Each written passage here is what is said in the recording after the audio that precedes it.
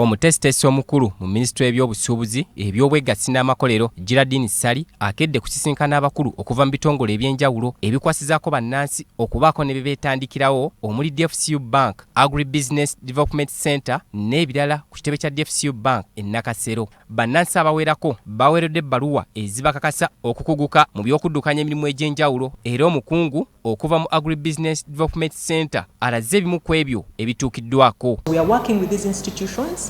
We have enhanced our hub at ADC because to be able to receive their calls faster, respond to them faster, that is one of the key things we invited you, I think, about a month ago to see. So those are the early days. Charles Mudiwa, Senkulu wa DFCU Bank, asomozeza Gavumenti okussa essira mu by'obulimi naddala okwongera omutindo ku bintu ebifuluma eggwanga nti y'engeri entuufu ey'okuganyulwa mu by'obulimi. The idea is, how do you accelerate your business from where you are to the next level? So our first level of support has been to give them skills around running a business, understanding how to run a business, financial literacy, governance and record keeping, the basics of getting a business to function properly.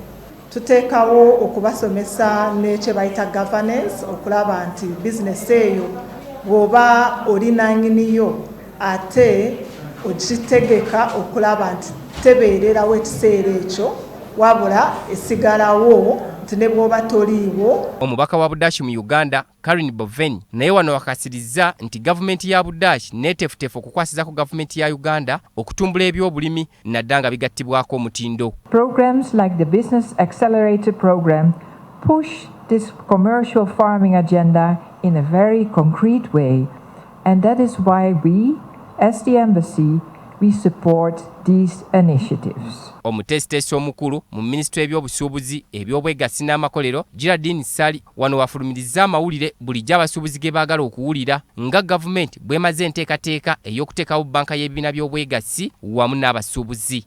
Twagala kuzzaawo ebibiina eby'obwegassi nga bisobola okuba nga bifuna ssente ezeegasa okubayamba okulima. Essente ziriwo kati ku katale ziri expensive. Interest ebeera waggulu nnyo. Abantu abamu bwe bagendera ddala tino tujjeyo amakungula wootuukira okutunda ebintu byo nga ne interest yokka gy'olidde ku bbanja erina kuyamba okulima emala okuggyawo amagoba gonna.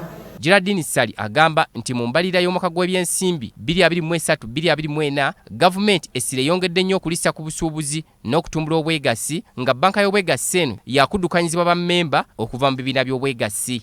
Omuntu kasita omutwala mu double digit kaŋŋambe nti no 10% and over aba takyasobola kulima mu ngeri eyeegasa era essente tezivaayo.